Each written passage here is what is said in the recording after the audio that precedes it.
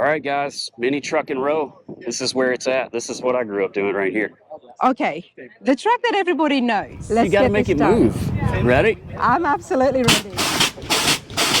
So if you get any of you guys follow along with us, the other OBS we're building a one-off custom grill. And What's next now that Motor Trend has shut down? here, but if you look really close, I did a water drop effect in the headlight. I was not intending to be a builder. 815 MTX speakers in there, 6 amps. Everybody, welcome to Rana's Radar. I've got a special guest with me today and some cool pickups to check out. I'm here with Jeremy Bumpus from CarFix. So many of you know him. Jeremy, how's it going? It's going great. Excited to be out here at Battle in Bama. Huge show, lots of cool trucks, a lot of fun. It is a lot of fun. This is my first time in Battle in Bama, and there's a lot of other videos, so you'll have to check that out. This video is exclusively about getting to know Jeremy and keeping up with him and finding what you've been up to. Absolutely. Let's get into it. Let's get into it. We're here at the OBS Nationals, but you are no stranger to the OBS trucks, even though they're popular now. Absolutely. But you were on board years ago. Exactly. So funny thing is we have one that we're building right now that's a single cab OBS. We've got the crew cab out here and we finished it up, but this single cab OBS we're doing has really gotten us a lot of traction for the fact of the one-off parts we've been building on it. Okay. And my goodness, has it absolutely blown up. Just this month, 3 videos on that truck. Each one of those videos, a couple million views on each one, I think. It's like the OBS trucks are so hot. Yes, they are. And you can tell that because if we walk in this parking lot right here, it's nothing but OBS trucks. It is huge, and there is a lot happening here. Now, the views are really high when it comes to you building, and because the OBS trucks are so popular, but also because you've been doing this for so many years. And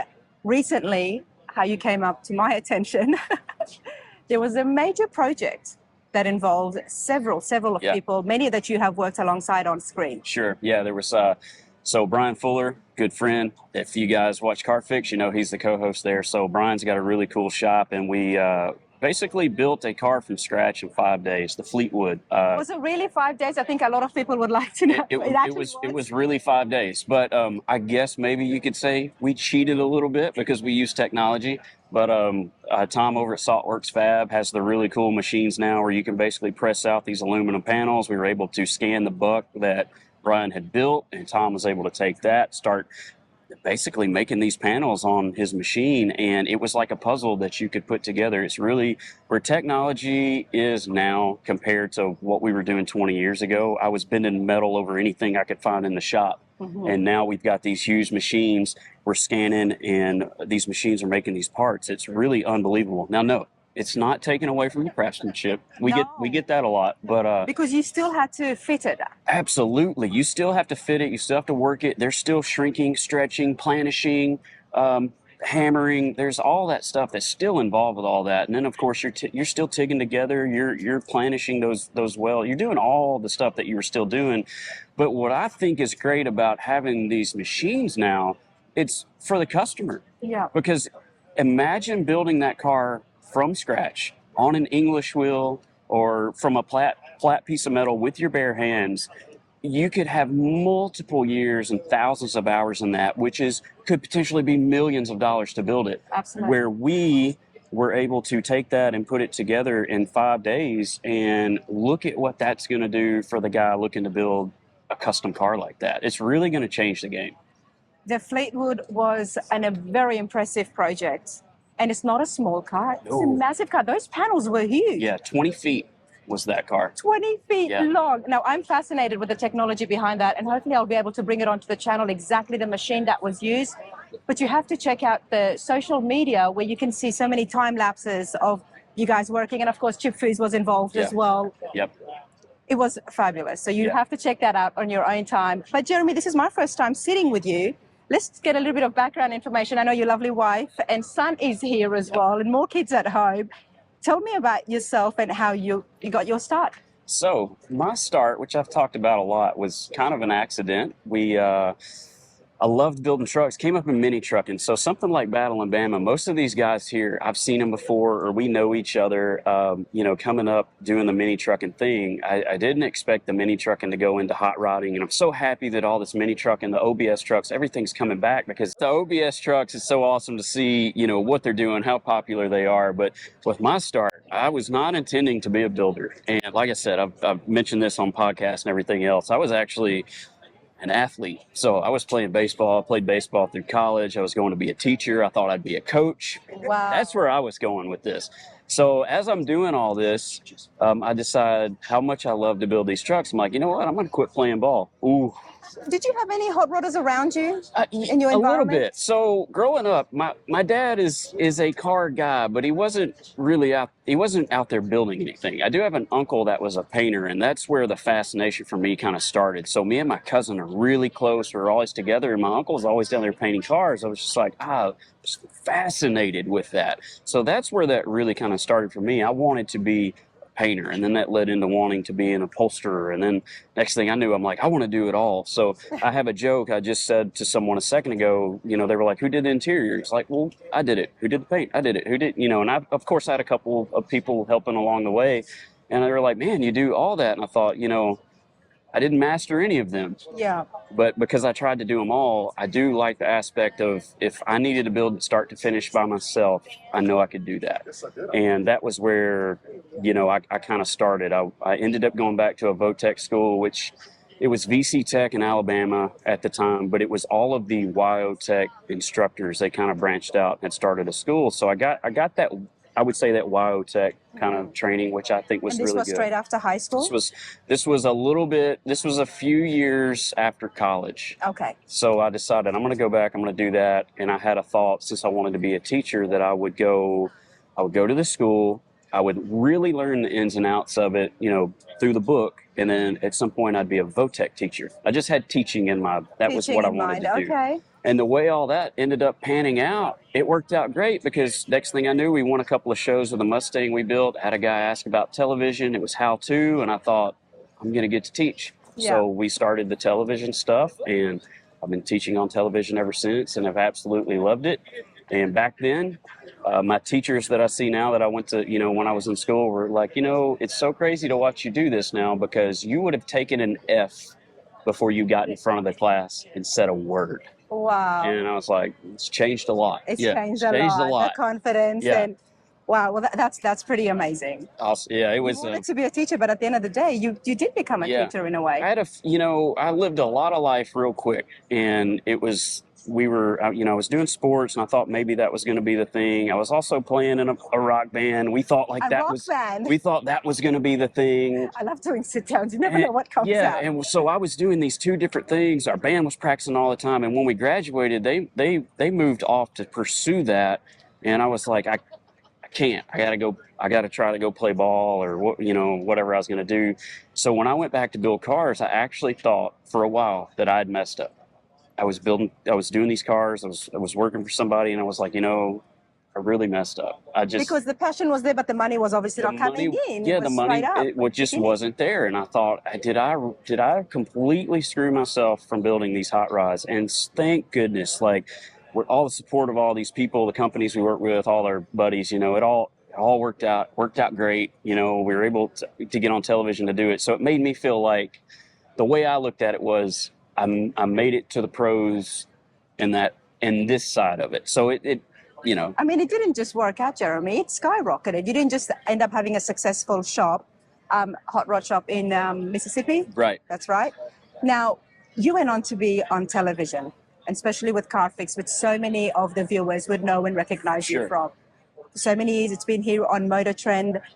That was a great success there, but your passion for hot rodding, it never left you, even though it was like, this may not be working out. Oh, it was right there. I literally told a guy a second ago when we were walking around this crew cab truck that we brought that I never worked a day. I've never worked a day since I started building hot rods. I absolutely love it. It's one of those things where I can walk out in the shop, I can put in a 20-hour day, and I'm as happy as I can be when I go in the house. So I love it. I can't get enough of it, which is why we're still doing what we're doing. So this is our 20th year. This is our 20th anniversary. You. Wow, congratulations Thank you. on that. That is huge. On Carfix, alongside Brian Fuller, you guys were the hosts. How many years did Carfix run for? So I think we ran that for about 5 years. And me and Brian, we have a funny story too. So me and Fuller we're pretty sure somehow we're brothers because everything we do is exactly the same. We can finish each other's sentences type of thing. It's really crazy. And we were like, this is nuts. And me being an athlete, and he was a college athlete, in this world, the automotive world, you don't find many athletes or people that watch football or do that kind of stuff. So it was really a connection there. Shows when the game is on. Yeah, but the funny thing is, back when I was at the VC Tech doing that school, Brian was on overhauling at that time, and I think he had just left overhauling, and he came to the school and built an Indian motorcycle. Right. So I was involved in building this motorcycle with Brian before we even knew who each other really was. And then we come together later to host the show together. So it was a really kind of a crazy thing that kept bringing the two of us together. Because there were a few things along the way where we kept kind of coming together. And it was like, whoa, you were the guy that was there when we were building the bike. It was really weird how that panned out. Brian is an awesome guy, very creative. There is a shop tour of Fuller Motors, so do check it out. It's on the channel. Very, very creative guy. Yeah. Jeremy, the trucks is what we're surrounded with today. Yeah. And you told me earlier on that you've gotten, which I had no idea about, that you do interior, paint, the fab work. Where do we find, what would you say is your specialty? Specialty is probably paint and custom paint. The one thing that I really tried to focus on when I was learning and coming up was trying to make I feel like I heard Chip say it once, and I kind of go by this, that perfection doesn't exist, but we try to get as close to it as we can. So when doing the paint and the body, it's always trying to get the panels as straight as we can possibly get them, the gaps as good as we can get them, and really getting that flat finish. And I think that was really where we shined for a really long time. That was why we were getting a lot of work, was they wanted our paint work on it, and then kind of the custom paint, like the flames on the crew cab and the crazy paint on the Maverick. Right now, we are teasing the folks at home. Yeah, well, I'm teasing you, all right. And then on Mini Truck and Row, we've got our Maverick over there we built that's got cool 90s paint like we were doing back we're then. in battle in BAM, everybody. Let's go take a walk. Let's go look around. Let's go have some fun. There's too much to look at to sit right here. Jeremy, talk to me. All right, so what we've got right here, a 92 Crew Cab OBS. It actually started as a real crew cab truck. This is a 3500 truck. Now, it's an interesting story behind this. So what we've been doing is kind of checking off our bucket list. Like with the Maverick over there, we took a brand new truck, kind of cut it up and built a cool one. With this next truck, I wanted to find one of my old magazine trucks and rebuild it, but I couldn't get them to sell it to me. So MTX Audio had this truck in their warehouse. It was originally built in the early 2000s, and we were able to get this from them, work out some deals to do the sound system in it, and we basically rebuilt this old trucking cover truck. So she was pretty rough when we got it. What we ended up doing was we blocked everything out. We re-gapped everything where it's super straight down the side. We got all the fitment issues done, and then we decided we were going to add a lot of flames to this, and I wanted big, cartoon, crazy flames. So we were able to accomplish that. It looks really good. And then all the striping on it, we hand striped. Me and one of my guys are both stripers. He took one side, I took the other, and we striped this entire thing. It's interesting that usually when it comes to pinstriping and flames, one person does it. Right. Because you got to have that consistency of the hand. But you did one side. And he did the other. And he did the other. So I did the driver's side. He did the passenger side. One of the guys that works for me, he's mid-60s, old school pinstriper, sign painter. And it's so rare to me that you have two stripers in one shop. Yes. Because you don't find a lot of stripers. So we both tag team that. As far as the tailgate goes and the designs on that, he lettered the tailgate with the crew sled, and then I striped the design on the tailgate. So we tag teamed the whole thing. Wow. Then once we got the paint pretty much dialed in like we wanted, we went over to the interior, which is where we're in Apex Leather's booth right now. We used all Apex leather, which is I have to say, Super Jeremy, nice. is that the order in which it happened? That's the order in which we did this, yeah. But I know there is work done in the engine bay. Yeah, so as far as the engine goes, we did do a little bit of work in there, but that LS was actually installed in this truck back in the early 2000s when the original builder built it. So we went through, changed the accessory drive, cleaned it up, I didn't mean went to cut through you it. off from the interiors, but No. I'm trying to keep up on. Yeah, no, usually this stuff happens first and then paint. So all this was basically here. We disassembled suspension, cleaned it up. We had to rechrome a few things. This is a ProCharger accessory drive. So the original accessory drive that was on it, the alternator, was nearly out here touching the fender wells. We started adding some paneling, so we're not done yet. What we're going to do is engine panel this entire compartment with the aluminum like we were using on Fuller's Fleetwood, get it all bead rolled, and then we'll finish all that up in here. Also, if you get any of you guys follow along with us, the other OBS we're building a one-off custom grill. And once we get that grill into production, we're going to end up swapping this to the custom grill that we're building. Wow. There is still so much work here, and it looks magnificent. This is how it should have come out, right? Absolutely. And actually, with the wheels, since we're out here, these are the wheels that were on the truck back then as well. These are Budnick wheels. We did design a one-off set of wheels that are being cut right now. So these wheels that get swapped to a one-off set, they got stuck in customs, so we didn't get them on before. Now, this is bagged, of course. Yeah, so this is bagged. It lays rockers. Most of the suspension stuff had already been done back then as well. We did have to alter some of the rear. There were some issues back there, so we redid the back half section of the frame and able to get everything functioning like it should. But yeah, you didn't need to open up the fenders anymore, the wheel openings? No, not at all. What we'll probably end up doing, this was the bed liner in there back then too that's got a few issues, so we're going to end up stripping the bed liner, and we're probably going to actually tub this. The bed floor has been raised, obviously, but we'll probably tub it, bring it out a little more, get a little bigger tire under there. But so whose is this, yours or is this a customer? So this is ours. This is ours. This is ours, yep. And this is where usually you would have filled up from the factory as well? No, so this is a Hogan's gas filler door. So you can actually buy these. You can buy these, TIG it in, and put it anywhere on the truck you'd like. We used to use these a lot on our street ride builds back in the day. So you could, we put these things in like it was going crazy. So you could put those anywhere, which is a really cool little feature. Summit Racing has these things for like $100. Oh my God. Super easy. Give it a thumbs up, everybody, because I love that idea. Yeah, and I had no idea. So. Super simple, and it can go anywhere. Anywhere you can imagine it, you can put it. I love it. All right, now, dude, you have to talk to me. This is why I wanted to give this a moment.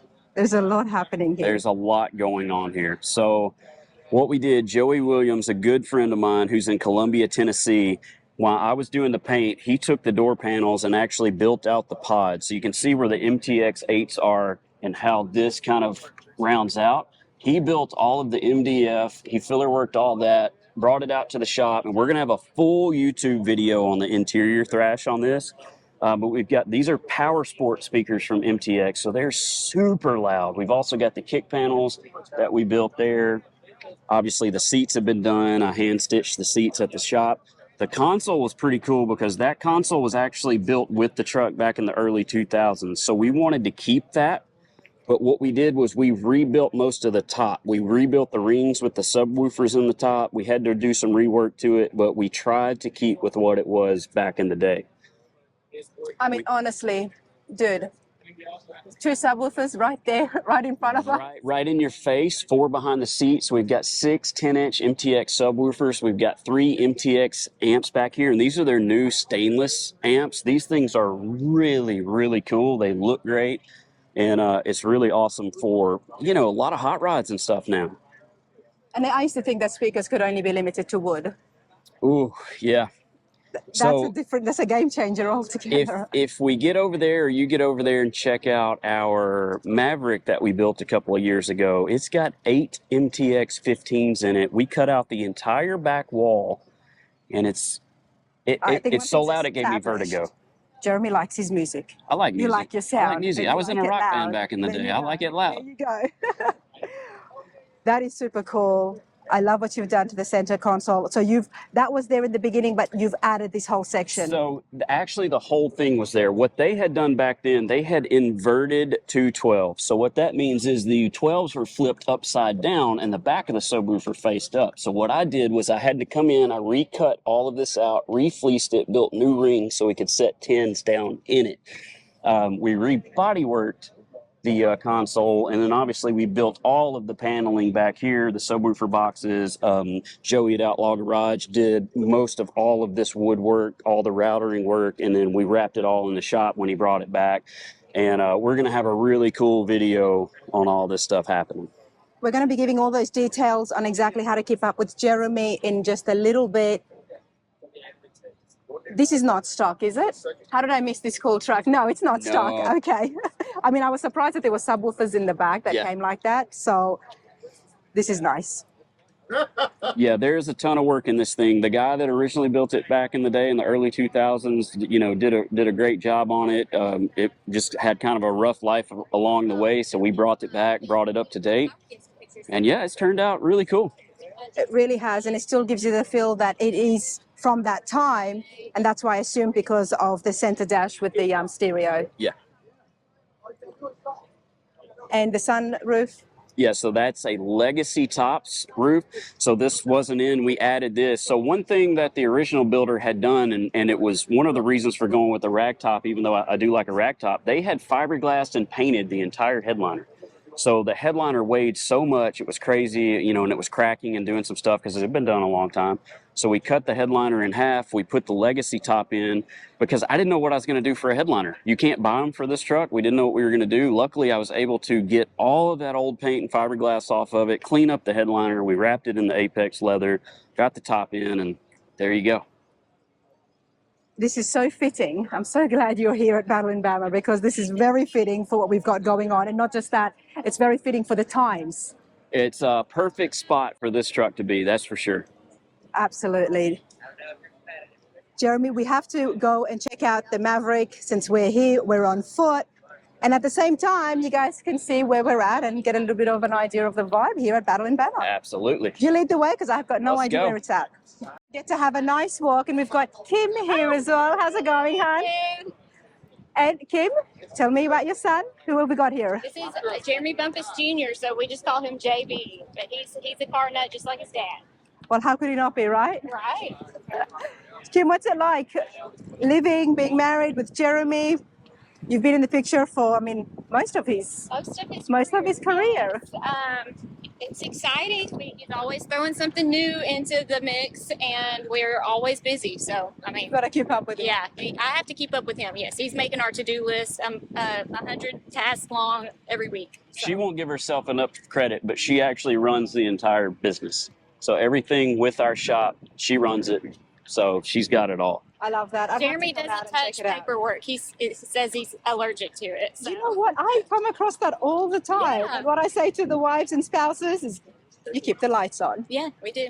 Which is a huge part. Yes. She can build it too. Her CUDA, she did a lot of the work on that. So she's pretty well rounded. Well, Jeremy, that was my next question. When you were around hot rods and you're there at a hot rod shop, how could you not get your hands dirty? Exactly. And you have, Kim. Everybody has to dig in. Yeah. I love that. So what's your favorite? You're into the CUDAs? Yes, I'm a Mopar junkie. So anything Mopar related is what I typically kind of steer and gravitate to.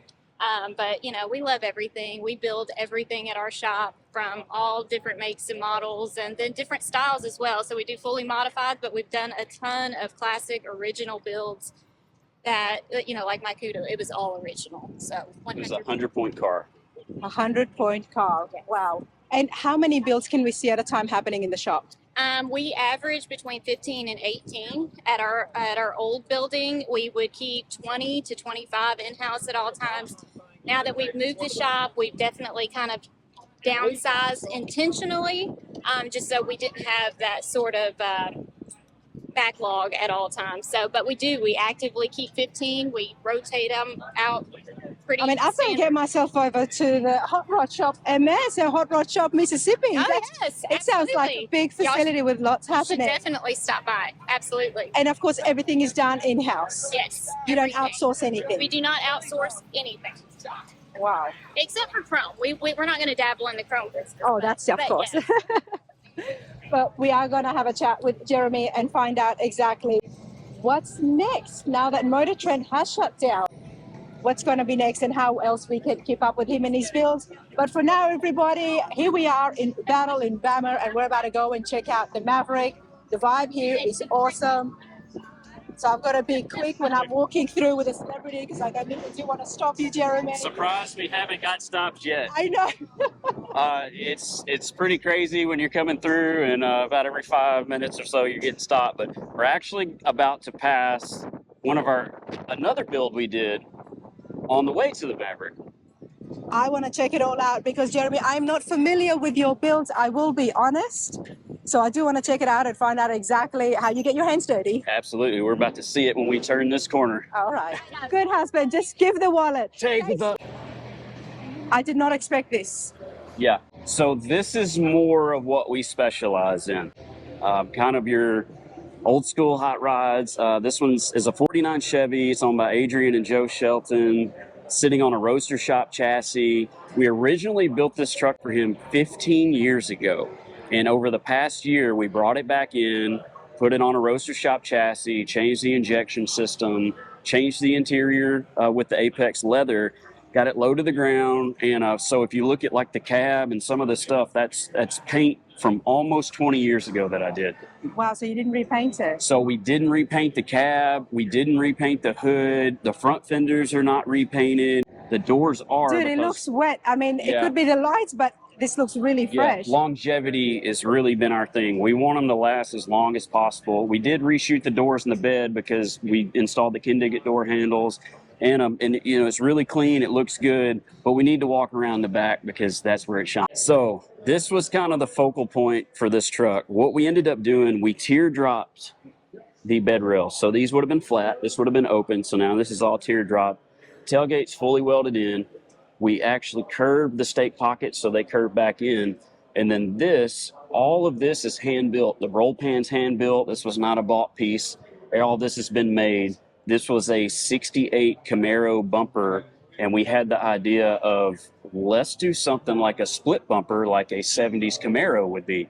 So we built this, capped them, built all this together, metal fabbed it all out, and then now we've got a split bumper rear end on this truck, which has really been the focal point, and it just draws everybody's attention back here. I mean, it's a work of art, to be honest. I can see what you mean.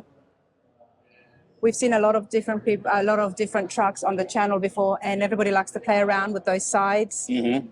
But I haven't seen the T-drop, and I really like it. It gives it such an elegant look. Yes, so we did front and rear. So if you see where this one is curved in this direction toward the front of the truck, if you follow along up front, we kept it going in the same direction. So now these have the same curve as the cab. And even down here, you've brought that curve, but you're back in. All of these stake pockets are curved in. These pieces are built to fit because the running boards are brought up a little bit and just got everything kind of gapped out nice.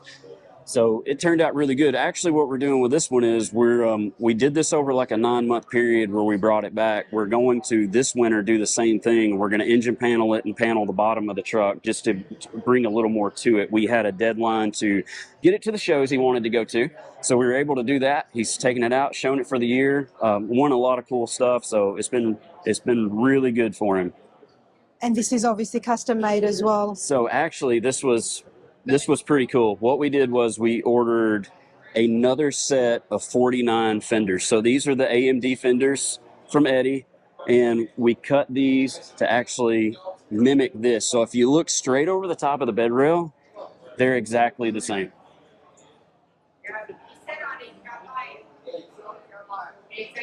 This is magnificent. This is, yeah. And you know at home, when I'm quiet, I'm appreciating it, and I hope you are as well, because it gives it such just a flow. Like I said, elegant. Right. It's a very elegant truck. And this wood, I've never seen one so bright. Yeah, so what we did with this was a little bit different. This is all automotive paint. So it's not a stain or anything like that. We were trying to come up with a color. We wanted it to kind of go with the interior with that insert. So what this is a toner off of our Glazeric mixing bank that was just reduced down to where it would be more transparent. And then this is brushed on with a sponge brush. And then this is many coats of Glazeric clear on top of this. And then that's all cut and buffed too. So it was able just to bring it a little bit different look and really bring that grain out in there. It's definitely a very different look, and I appreciate that so much when I'm looking at the pickups, at the beds. Is you got to make the bed stand out. Absolutely. They do something different. Yeah. And you've achieved that. Yeah. So those exterior fenders in there, the stainless strips, the color of the red really brought it out. And then this is all motorized too. It runs off a switch. So this will pick up that way your filler neck's right here where you can see the drive shaft. You can see how clean the bottom of the truck is, the Ford 9-inch rear end. I mean, everything on this truck turned out really awesome. And this is a very recent finish, isn't it? Yeah, this is very recent. So we finished this February of this year in 25. So just kind of going around, we swapped everything out to the Apex leather. So what we redid in here was pretty much everything. We've got the square weave carpet that's leather bound. We've got the buckets in here. I built the console that's all built out of aluminum. It's just sleek. And actually that entire top console comes off. So it's all full storage beyond there. Power seats. So just a really clean, simple design in there. And a lot of thought went into this to have that functioning console because it is a smaller cab and you don't want to have a big, massive console, especially down there. So there's a lot of space in there if you need it.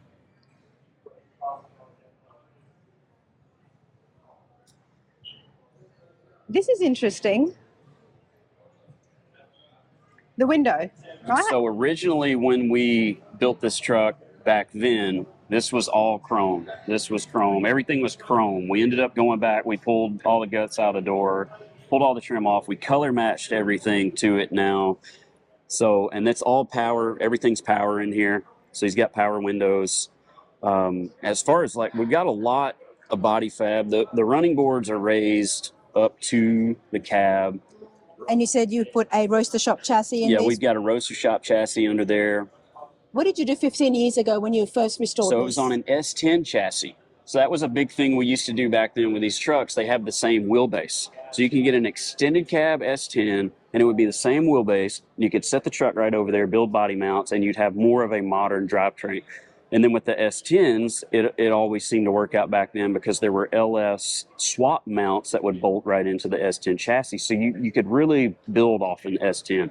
Now, obviously, we've got roaster shop and we've got all this great stuff. Is that why S10s are so hard to find these days? Because so much of them were chopped up? I know, we did it a lot. We've got a Studebaker truck that we started about 20 years ago that's mine that we still have. That you still have? And I didn't finish it, and it's sitting on an S10 chassis. So, I mean, that's what we were doing a lot of back then. There you go.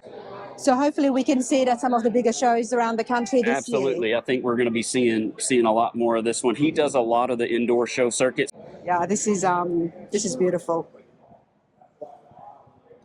It's not the only one we're going to have a look at today. Let's go see the Maverick. Let's go see the Maverick. All right, guys. Mini Truck and Row. This is where it's at. This is what I grew up doing right here. This is so cool, isn't it, Jeremy? I love it. It's so awesome. And a lot of these trucks you'll see, they were trucks that were being shown back in the early 2000s. And, it's like somebody put them in a little bubble, took care of them, and, they're bringing them back out. So tell me about it. I was not there during that car show scene in the early 2000s. So there was shows just specifically for these trucks? Absolutely. So we had a lot of shows that we would do, and they still today, they do the Mini Truck and Nationals, which is a show that was going on back then. It actually was here for a couple of years, which was cool. We had lots of shows, Spring Fling in Panama City during spring break. That was always wild, but, you couldn't go down the strip in Panama City. It was mini trucks as far as you could see, and it'd take you an hour to go from one end to the other, which is like a 1.5 mile stretch. Wow. So, yeah, the scene around mini trucks has always been huge. I'm so happy to hear that because all those people would be having all these trucks, and I always look at it, it's been an investment for them. They don't have to go out there trying to find a truck. Yeah. So at least there's a good bunch out there who are like, yes, we were already on this. The thing with it is it died off for a little while. The mini trucks went away. It just wasn't there. And when I say it's made a comeback, man, is it made a comeback. Oh, as you can see. Has, yep. All right, here's the Maverick. Okay, the truck that everybody knows. Everyone's talking about it, and as we just saw, people were stopping you. They've been seeing this build, keeping up with it on YouTube. Talk to me, Jeremy. Yeah, so what we were doing is we were wanting to build a 90s style mini truck, and my guy over at Ford sent me a line drawing before this came out. You know, even though it's a unibody type truck, they were considering this a mini truck. So once we got the line drawing, we made the decision like we're going to build a cool 90s mini truck. So we ordered it, we got it here. First thing we did was start getting the suspension down. And what's really cool about this one is 1/2-inch valves, 1/2-inch lines, 16 gallons of air, 4 compressors. This thing will hop off the ground. So we can hop the rear about that high out of this truck, which is really cool.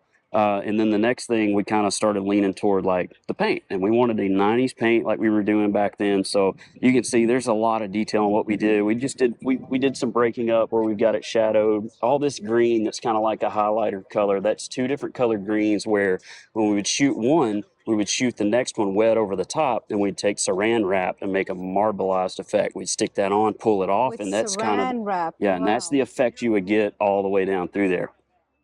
I love the transparency of you just sharing this, because so many folks at home would love to get ideas Yeah. and get inspired. And I'd never heard of that saran wrap. Well, Okay. I teach it, so There I you go. give We those got a teacher with secrets. us. So a lot of this stuff too, like one thing that I didn't really realize that one of the guys that works for me, Bob, he's an old school painter, pinstriper and all that. When we went to pull the lines on these black parts right here, we were going to pull. Normally, I would just freehand that, and he's like, "I got something I'm going to show you." So same thing. We went to Lowe's. We got a piece of quarter round that would go on like the lower part of your trim on the of your floor in your house. He holds it up here. It takes its own shape. We draw out a line through that, and since that wood is already cut straight, that makes a perfect line. We're able to pull the tape line out from that quarter round that we use from Lowe's.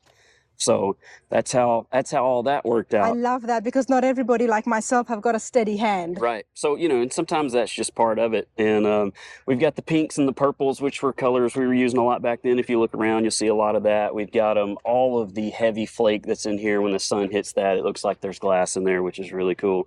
And we've got that fade coming up to the blues, all the shadowing.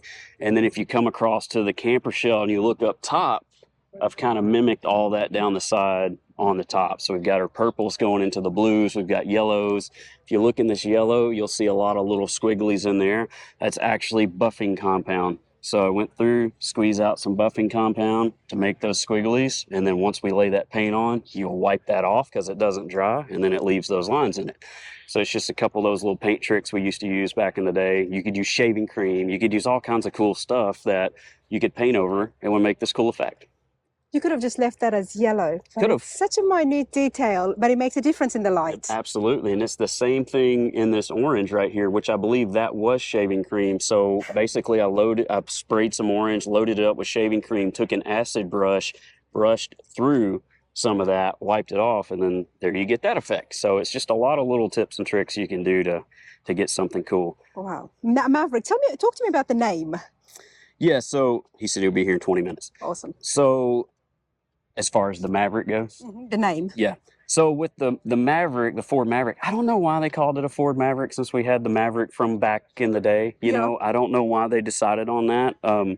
You know, it's grown on me. I like it. We ended up naming the truck Savvy Mavy. Savvy Mavy. That way we could have a name that we could call it. But that's what I had heard. So I just wanted to get and make sure I got my facts straight. Yeah, Savvy Mavy. So then if you look even inside the headlights here, what I did was I disassembled the headlights, so we heated it up, we separated it, we sent the lights out to Oracle Lighting. They put all the LEDs in here, but if you look really close, I did a water drop effect in the headlight. So if you ever look at some where they're kind of leaking and they get condensation, you'll see water drops in there. We thought, well, that'd be kind of clever. We'll do a little water drop effect in here, make it look like they're wet all the time. You just put that in on purpose? Yes. So then we sent them back to Oracle Lighting. They put the lights back together for us and then sent it out. This thing's loaded with LEDs. It's got underglows. There's lights everywhere. Wow. I mean, I would never have thought that a truck like this from Ford would look so cool. Yeah. Yep. This is not what it was designed for. Absolutely not. And then being a unibody truck, you know, there's not what we're used to dealing with the mini trucks. You got a frame, you're able to notch the frame, you do all that stuff. With this, this is all one unit. So there's no separate frame under there or anything like that. So to be able to get the air ride and to get it to sit down, there's a lot of engineering to kind of figure that out at first because nobody had done it. We were trying to get a traditional bag in the front because we wanted the whole truck to hop. And we were having a little bit of trouble with that because the control arms are so tight. So I ended up sending out our kind of design to Universal Air, and they built an air strut for this truck. So they were able, from our calculations, to start building a strut that they could sell now to the Maverick guys. So there's a lot of cool stuff that happened with this truck Oh, that along is the so way. cool. It's custom made and now it's available for sale for Yep. anybody else who looks at doing that. But there is a lot here and I do want to check out the inside. And all right, the paint is beautiful. There's a lot that's happened in the undercarriage as well. But it just gets better, doesn't it, Oh, Jeremy? yeah. It really Oh, does. yeah. And I'm It going gets to the better. back, apparently. Okay. Yeah. So this is going to be the focal point. So if you check out all 4 doors, we've got MTX that's in the doors. Joey at Outlaw Garage, who helped us on the OBS, also built all these panels. And you can see we did the old school speckle paint. Now, this isn't available anymore. We used to be able to buy that in a can. You could spray it on. So what Joey did was actually splatter that on there. We were able to recreate that splatter effect we used to use back then. But here's where it shines. So if you As a can, 90s baby, I appreciate that so much. so if you just kind of poke your head in there. Okay, hold on a second. Yeah, there's a lot to talk about here. So this used to be a back wall. So there was the back glass here, there was metal. We've cut all this out. We rebuilt all these panels. There's 815 MTX speakers in there, 6 amps, 3 batteries to power it. You don't need air to get this to hop up and down. The bass will do that I'm alone. telling you, this thing is one of those that you have to be careful in it because I've gotten vertigo twice from turning it up because I like it loud. I got to show you this one more time. I like my speakers, but dude, that's okay. Oh, wow. And I love that the speckle paint is continued on. Yep, there's speckled paint everywhere throughout it.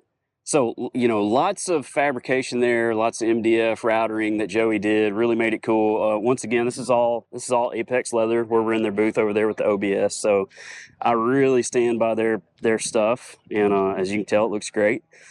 But it's a really fun truck. And All right, before we get this turned on and explore the interior I'm already more, connected to it. So let's have a chat with Yeah, Kenneth. connected How are you right going, up. mate? I'm good. Yeah, you play whatever. I'm going to bring this mic really close because look, it's a lot of fun here. People's playing music. But Kenneth, this Maverick is absolutely bitchin'. Yes, ma'am.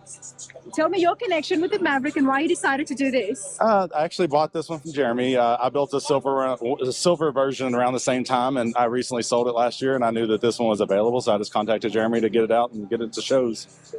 Love that. So have you made some changes or do you plan to make any changes? I plan on, yes, ma'am. We've just done a couple things just to get it more drivable because it was sitting in storage for a couple of years. When we get back, we're doing a few more things to it. So, Wow, so we can keep up with what's yes, going on ma'am. with And the well, changes. we have about 8 to 10 custom vehicles between my wife and I. So we just bring different ones to shows. And your lovely wife is right there as well. Yes, ma'am.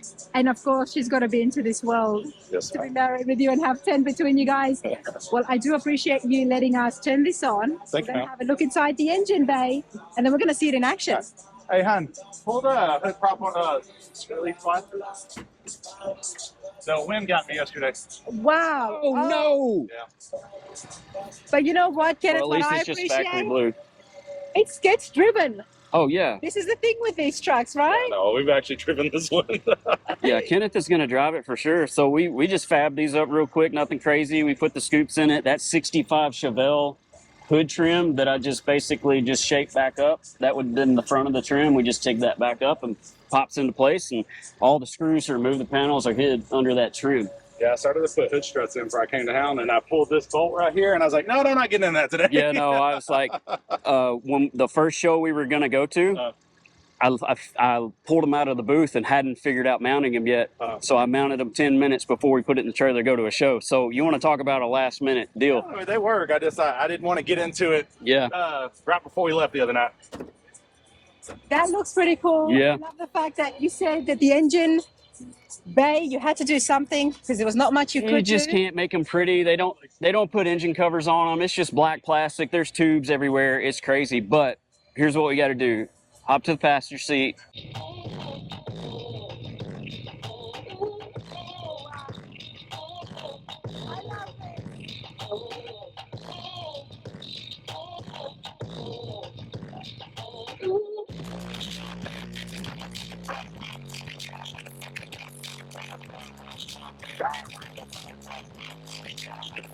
You can have paint to it, man. You ready? Jeremy, this is where it gets really fun. Yeah. Let's You gotta get make this it done. move. Ready? I'm absolutely ready. Welcome to the mini tracking, everybody. I know. I've got a new valve block at the house. Ford Maverick. I'm waiting to see something break off. Woo! That was pretty cool. That was fun, wasn't it? I don't know how much of the audio you're going to be able to hear. Hopefully you can feel the bass and hear the bass because that I can was feel it. epic. I mean, I can still feel it, dude. My ears are Man. still ringing. That was fun. awesome. The crowd loved it. This is epic. Jeremy, what's next for you? Oh man, so we've got a couple SEMA bills going right now for 25, 68 Charger, 35 Hudson. Those are going to be really cool. We're going to have 4 at SEMA, so that's our focal point right now. We're going to try to get those to SEMA and try to hit some shows this year and do this right here. 68 Charger, I cannot wait to see it. It's going to be at SEMA this year, 2025. It's going to be awesome. That's when we're going to catch up again with Jeremy. Hey dude, thank you so much for your time. You're very welcome. Thank you. Thanks.